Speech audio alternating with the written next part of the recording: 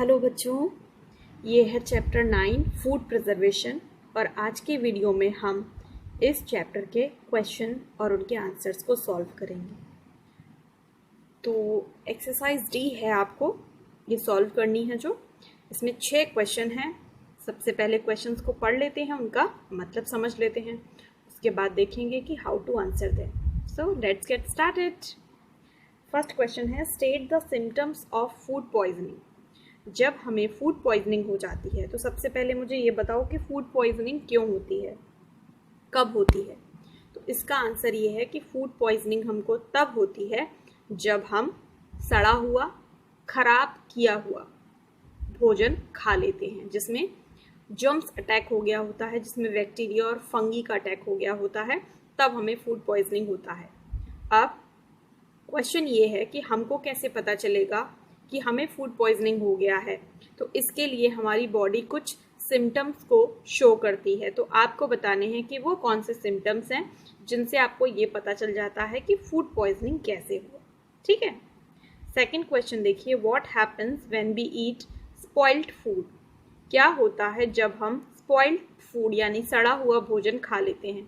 अभी जैसे कि हमने बात की कि जब हम स्पॉइल्ड फूड खा लेते हैं तो हमें क्या होता है, हमें फूड पॉइजनिंग हो सकता है। ठीक। थर्ड क्वेश्चन है, right a short note on avoiding wastage of food. आजकल पूरी दुनिया में जब से खाना बाजार में मिलने लगा है, खाने का वेस्टेज बहुत बढ़ गया है। खाने को हम बर्बाद ज़्यादा करते हैं क्योंकि आजकल हम बाहर ज़्यादा खाते हैं। जितना खाया उतना खाया और जो बाकी का लेफ्ट ओवर है उसको हमने फेंक दिया। तो ये फेंकना बिल्कुल भी अच्छी बात नहीं है। तो हम भोजन को वेस्ट करना कैसे अवॉइड कर सकते हैं, भोजन को वेस्ट करने से कैसे बच सकते हैं, इस पर हमें एक शॉर्ट नोट लिखना है। Fourth question, how does refrigeration help in preservation of food. Food को हम चाहते हैं कि हम लंबे समय तक प्रिजर्व करें, यानी कि हम जो भोजन खरीदते हैं मार्केट से वो हमारे घर में कई कई दिनों तक ऐसे ही पैकिंग में रखा रहता है। तो उसको प्रिजर्व करने के लिए बहुत सारे मेथड्स को यूज़ किया जाता है। उसी में से एक मेथड है रेफ्रिजरेशन, जो हम अपने घरों में यूज़ करते हैं। तो ऐसा क्या होता है रेफ्रिजरेशन से जिससे कि खाना 2 या 3 दिन तक के लिए प्रिजर्व किया जा सकता है। फिफ्थ क्वेश्चन क्या है, व्हाट इज फूड प्रिजर्वेशन। ये फूड प्रिजर्वेशन क्या होता है। भोजन को प्रिजर्व करना यानी कि भोजन को सुरक्षित बनाए रखना या सुरक्षित बनाने के लिए जो भी इंतजामात किए जाते हैं वो फूड प्रिजर्वेशन के अंतर्गत आते हैं। सिक्स्थ क्वेश्चन क्या है, गिव 2 एग्जाम्पल्स फॉर ईच। आपको 2 एग्जाम्पल्स देने हैं इन दोनों के लिए। पहला है नेचुरल प्रिजर्वेटिव्स कौन होते हैं, ऐसे पदार्थ, ऐसे सब्सटेंसेस जिनको हम इस्तेमाल फूड प्रिजर्वेशन के लिए करते हैं उन्हें हम प्रिजर्वेटिव्स बोलते हैं। तो नेचुरल प्रिजर्वेटिव्स कौन से होते हैं और केमिकल प्रिजर्वेटिव्स कौन से होते हैं। वो प्रिजर्वेटिव्स जो कि फूड को प्रिजर्व करने के लिए चीज़ों में डाले जाते हैं, उनके नाम आपको यहाँ पर लिखने हैं। तो चलिए अब हम देखते हैं इन क्वेश्चंस के आंसर्स। तो बच्चों क्या था हमारा first question, state the symptoms of food poisoning. Food poisoning के सिम्टम्स कौन कौन से होते हैं। तो कैसे लिखेंगे हम इसका आंसर, देखिए सिम्टम्स SYMPTOMS स्पेलिंग साथ में याद कर लीजिएगा। Symptoms, symptoms of food poisoning POISONING। Symptoms of food poisoning are. Food poisoning के सिम्टम कौन कौन से हैं। एब्डोमिनल पेन, एब्डोमिनल का मतलब आपके पेट में दर्द होगा। अगर आपको फूड पॉइजनिंग है, you may have abdominal pain, आपको हो सकता है एब्डोमिनल पेन। दूसरा है डायरिया, डायरिया मतलब अतिसार यानी कि आपको लूज मोशन हो सकते हैं। तीसरा है वॉमिटिंग, वॉमिटिंग मतलब उल्टियाँ हो सकती हैं। एंड चौथा है फीवर, आपको बुखार आ सकता है। तो आपके पेट में दर्द हो सकता है, आपका पेट खराब हो सकता है, आपको लूज मोशन हो सकते हैं, आपको उल्टियाँ हो सकती हैं। अगर फूड पॉइजनिंग ज़्यादा बढ़ जाता है तो आपको वॉमिट होती है और आपको फीवर भी होता है। तो ये फूड पॉइजनिंग के सिम्टम हैं।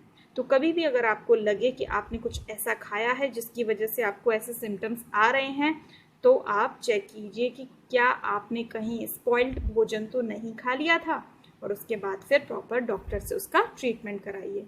तो ये था आपका आंसर, एक बार फास्ट पढ़ लीजिए। Symptoms of food poisoning are abdominal pain, diarrhoea, vomiting and fever. ठीक है, चलिए सेकंड क्वेश्चन पर चलते हैं। सेकंड क्वेश्चन है आपका, what happens when we eat spoiled food? जब हम खराब भोजन खा लेते हैं तो क्या होता है? इसका आंसर देखते हैं। If we eat spoiled food, अगर हम खराब खाना खाते हैं, we could develop symptoms of food poisoning, तो हमारे अंदर क्या डेवलप हो सकते हैं? फूड पॉइजनिंग के सिम्टम्स यानी कि लक्षण हम डेवलप कर सकते हैं। हमारे शरीर में फूड पॉइजनिंग के लक्षण दिखाई दे सकते हैं, ऐसा पॉसिबल है। तो पॉसिबिलिटी के लिए हमने यहाँ पर मॉडल वर्ब यूज की है कुड। ठीक है, सकते हैं भी इसकी हिंदी निकलती है। तो if we eat spoiled food, अगर हम कैसा भोजन करते हैं? स्पॉइल्ड यानी कि खराब भोजन करते हैं, तो हमारे अंदर फूड पॉइजनिंग के लक्षण दिखाई दे सकते हैं। जैसे सच एज, जैसे कौन से लक्षण? स्टमक क्रैम्प्स, जैसे हमने एब्डोमिनल पेन पढ़ा था, बिल्कुल उसी का दूसरा वर्ड मैंने यूज किया है, स्टमक क्रैम्प्स। आपके स्टमक में, आपके पेट में क्रैम्प्स हो सकते हैं, CRAMPS यानी कि मरोड़ उठ सकती है, उसमें दर्द हो सकता है। दूसरा है डायरिया, जो मैंने आपको बताया, अतिसार, आपको लूज मोशन हो सकते हैं। नौशिया, आपका जी मिचला सकता है, ठीक, आपको अनकंफर्टेबल फील हो सकता है। एंड वॉमिटिंग एंड फीवर भी लिख सकते हैं कि आपको उल्टियां हो सकती हैं। तो ये आप वो वाले वर्ड भी यूज़ कर सकते हो जो आपने क्वेश्चन नंबर 1 में यूज़ किए थे। इसमें मैंने दूसरे वर्ड्स यूज़ किए हैं। ये दूसरे लक्षण तो नहीं है, लेकिन उनके लिए मैंने वर्ड्स दूसरे यूज़ किए हैं, स्टमक क्रैम्प्स, डायरिया, नौशिया और वॉमिटिंग। तो जब हम खराब भोजन खाते हैं तो हमें क्या हो सकता है? फूड पॉइजनिंग हो सकता है, और हमारी बॉडी जो है वो कुछ सिम्टम्स को शो करती है, जैसे कि stomach pain, diarrhoea, vomiting, fever, nausea. इस तरह से आप इसको आंसर कर सकते हैं। ठीक है, चलते हैं अब हम अपने तीसरे आंसर पर, जो कि थोड़ा सा लेंदी है क्योंकि आपको एक नोट लिखना है। Right a short note on avoiding wastage of food. जैसा कि मैंने आपको बताया कि हम खाने को बहुत वेस्ट करने लगे हैं, तो कैसे हम उसको अवॉइड कर सकते हैं, उसके ऊपर आपको एक शॉर्ट नोट लिखना है। ठीक, तो आंसर कभी भी लेंदी होता है तो हम घबराते नहीं हैं। हम ये देखते हैं कि आंसर में जो भी स्ट्रक्चर है, इंग्लिश का जो भी लाइन लिखी हुई है, वो कट टू कट है या नहीं, मतलब वो सिंपल है आपके लिए, ज़्यादा लंबे सेंटेंस नहीं होने हैं। ठीक है, देखो पढ़ना स्टार्ट करते हैं। नाउ अ डेज, आजकल, we are wasting our food a lot. Simple sentence है, आजकल प्रेजेंट कंटिन्यूस में लिखा हुआ है, बहुत ज़्यादा हम अपने भोजन को वेस्ट कर रहे हैं। आजकल हम बहुत ज़्यादा अपने भोजन को वेस्ट कर रहे हैं। We are wasting our food a lot. We do not know the value of the food. क्यों वेस्ट कर रहे हैं? क्योंकि हम फूड की वैल्यू को नहीं जानते, हम भोजन की वैल्यू को नहीं समझते हैं। हमें लगता है भोजन पैसे से कमाया जा सकता है, खरीदा जा सकता है, जबकि ऐसा नहीं है। We feel shame in finishing the whole meal on our plate. क्या मतलब है इसका? वी फील शेम, हमको शर्म आती है, इन फिनिशिंग द होल मील, पूरे भोजन को फिनिश करने में, ऑन आवर प्लेट। यानी कि घर में तो हम ऐसा खैर नहीं करते हैं, लेकिन जब हम कहीं बाहर जाते हैं, शादी में जाते हैं, और हम अपने प्लेट में जो भी भोजन लेते हैं, हमको लगता है कि छोड़ने में ज़्यादा फैशन है। छोड़ने में हम दिखा सकते हैं कि हम कितने मॉडर्न हैं, हम कितने एजुकेटेड हैं, हम कितने अच्छी फैमिली से बिलोंग करते हैं, तो हमको उसको पूरा ख़त्म करने में शर्म आती है। बहुत सारे लोगों की हैबिट होती है कि वो ग्लास में कोई ड्रिंक लेते हैं, कोई कोल्ड सॉफ्ट ड्रिंक लेते हैं या पानी भी लेते हैं, कुछ भी लेते हैं, तो वो उसको नीचे से थोड़ा छोड़ देते हैं, उसको पूरा कंप्लीट फिनिश नहीं करते, पूरा पीते नहीं हैं, वो नीचे उसको छोड़ देते हैं। उनको लगता है कि ऐसा करने से वो शो ऑफ कर सकते हैं, वो ऐसा प्रिटेंड करते हैं कि दे आर मॉडर्न, जबकि एक्चुअली दे आर नॉट। तो हमको ऐसा करने में शर्म आती है। Wasting food is not good, तो इसलिए भोजन को वेस्ट करना जो है वो अच्छी बात नहीं है। बिकॉज क्योंकि the process of making food is very hard. भोजन को जो बनाने की प्रोसेस है, the process of making food is very hard. भोजन को जो बनाने की प्रोसेस है, प्रक्रिया है, वो बहुत ही ज़्यादा कठिन है। भोजन इतनी आसानी से नहीं बाजार में बिकता है। There are so many people, बहुत सारे लोग हैं, who can't have at least 1 meal in a day, जिनको कम से कम एक बार का भोजन भी नहीं मिलता है।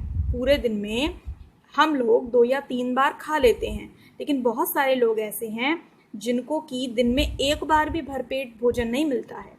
तो हमें भोजन की वैल्यू को समझना चाहिए और भोजन को वेस्ट नहीं करना चाहिए। तो we should serve only what we need, है ना। तो वी शुड सर्व ओनली, हमको केवल उतना ही सर्व करना चाहिए। किसको? अपने आप को। अगर हम अपने आप के लिए भोजन परोसते हैं तो हमको केवल उतना ही भोजन परोसना चाहिए जितने की हमको ज़रूरत है। एक बार फिर से पढ़ लेते हैं, आगे और भी है। Nowadays we are wasting our food a lot. आजकल हम अपना भोजन बहुत वेस्ट कर रहे हैं। We do not know the value of the food. हम फूड की वैल्यू को नहीं समझते हैं। We feel shame in finishing the whole meal on our plate. हम अपनी प्लेट में जो पूरा का पूरा भोजन है उसको फिनिश करने में शर्म महसूस करते हैं। Wasting food is not good. भोजन को वेस्ट करना अच्छी बात नहीं है, because the process of making food is very hard. भोजन को बनाने की जो प्रक्रिया है वो बहुत कठिन है। There are so many people, बहुत सारे लोग हैं who can't have at least 1 meal in a day, जो दिन में एक समय का भी भोजन ठीक से नहीं कर पाते हैं। We should serve only what is enough for us. तो we should serve only what is enough for us. Enough means काफ़ी, हमारे लिए जितना काफ़ी हो हमको केवल अपने लिए उतना ही परोसना चाहिए। We should cook as much as only as we can eat. हमको उतना ही पकाना चाहिए, as much only as we can eat, जितना हम खा सकते हैं। तो we should cook as much only as we can eat, ठीक है ना, कि हमको उतना ही पकाना चाहिए जितना हम खा सकते हैं। We should not store unlimited food. हमको अपने घर में, अगर हमारे पास पैसे हैं तो भी हमको अपने घर में बेकार में एक लिमिट से ज़्यादा फूड स्टोर करके नहीं रखना चाहिए, क्योंकि वो ख़राब हो जाएगा कुछ दिन में। It is our responsibility to avoid wastage of food. Food को वेस्ट होने से बचाना हमारी जिम्मेदारी है, and we must bear this responsibility, और हमको इस रिस्पॉन्सिबिलिटी को निभाना चाहिए, ठीक है। तो ये था इसका आंसर। यहाँ से एक बार फिर से पढ़ते हैं। We should serve only what is enough for us. We should cook as much only as we can eat. We should not store unlimited food. It is our responsibility to avoid wastage of food. तो ये इसका एक short note था, ठीक है। अब चलते हैं हम क्वेश्चन नंबर 4 पर। क्वेश्चन नंबर 4 क्या कहता है, देखिए। How does refrigeration help in preservation of food. Food को प्रिजर्व करने में जो रेफ्रिजरेशन है वो हमारी किस तरह से हेल्प करता है। Let us see the answer of this question. Refrigeration means to keep the food in cold temperature. देखिए, रेफ्रिजरेशन का क्या मतलब है। रेफ्रिजरेशन का मतलब है टू कीप द फूड, भोजन को रखना इन कोल्ड टेम्परेचर, ठंडे तापमान में। भोजन को कोल्ड टेम्परेचर में रखने की प्रोसेस को ही हम रेफ्रिजरेशन कहते हैं। अब कोल्ड टेम्परेचर में क्यों रखा जाता है, इससे क्या होता है। It slows down the activity of germs so that food can be preserved for longer. It slows down the activity of germs. ठंडे टेम्परेचर में रखने से जो जर्म्स की एक्टिविटी है वो क्या होती है, वो स्लो डाउन हो जाती है। जो कोल्ड टेम्परेचर है वो स्लो डाउन कर देता है क्या, जर्म्स की एक्टिविटी को। अब जर्म्स की कौन सी एक्टिविटी होती हैं। जर्म्स अपने आप को बढ़ाते हैं, मल्टीप्लाई करते हैं, अपनी संख्या को बढ़ाते हैं, उसी को एक्टिविटी करना बोला जा रहा है। तो चाहे वो बैक्टीरिया हो, फंगी हो, उसको वो स्लो डाउन कर देती है, ख़त्म नहीं करती। रेफ्रिजरेशन जर्म्स और बैक्टीरिया को मारते नहीं हैं, बल्कि उनके बढ़ने की संख्या को मतलब बढ़ने की जो उनकी एक्टिविटी है उसको, उसकी प्रोसेस को जो है वो स्लो डाउन कर देते हैं, स्पीड कम कर देते हैं, जिससे कि खाना खराब तो होगा लेकिन उसको टाइम लगेगा खराब होने में। जो खाना एक दिन में खराब हो सकता है, रेफ्रिजरेटर में रखने से वो 3 दिन चल सकता है। तो so that food can be preserve for longer, जिससे कि भोजन को प्रिजर्व किया जा पाए। पैसिव वॉइस है यहाँ पर, जिससे कि भोजन को सुरक्षित रखा जा सके फॉर लॉन्गर, यानी कि कुछ और दिन के लिए। एक बार फिर से पढ़ते हैं। Refrigeration means to keep the food in cold temperature.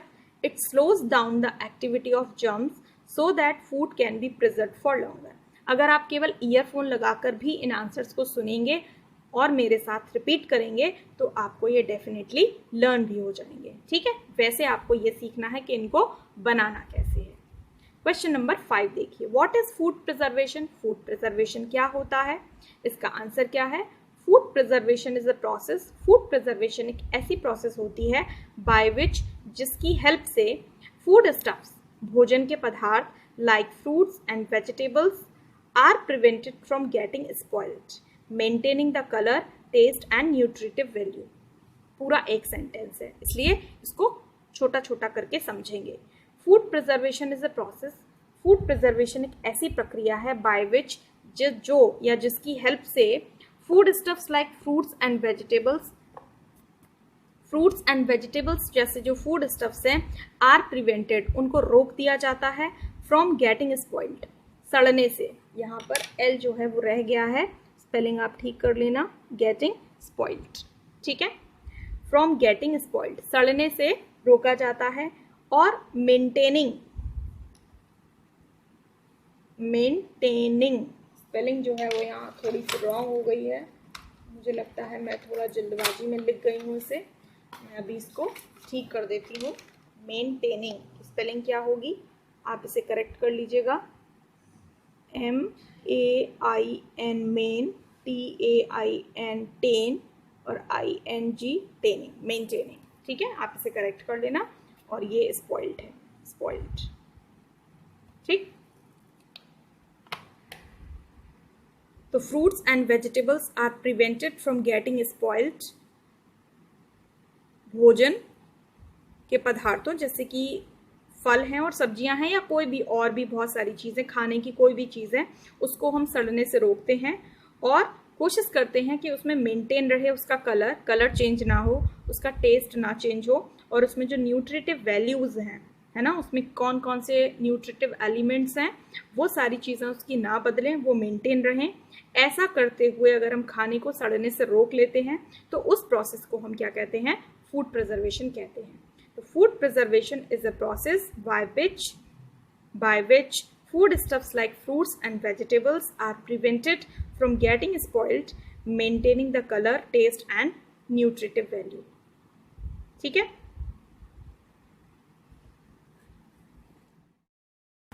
Now the last question of this exercise, give 2 examples for each. आपको 2 एग्जाम्पल्स बताने हैं। नेचुरल प्रिजर्वेटिव्स जो नेचर से हमें मिलते हैं, प्रकृति से हमें मिलते हैं, बहुत सारे हैं, हमने यहाँ पर केवल 2 लिखे हैं। पहला सॉल्ट और दूसरा ऑयल, नमक और तेल, चीनी भी होता है और हल्दी यानी कि टर्मरिक भी होती है। दूसरा है आपका केमिकल प्रिजर्वेटिव्स जो फैक्ट्रीज में बनाए जाते हैं, ह्यूमन मेड होते हैं, जैसे कि सोडियम बेंजोएट, स्पेलिंग आपको लर्न करनी है, SODIUM, that is sodium, BENZOATE, sodium benzoate. ये पहला प्रिजर्वेटिव है, नाम थोड़ा डिफिकल्ट है।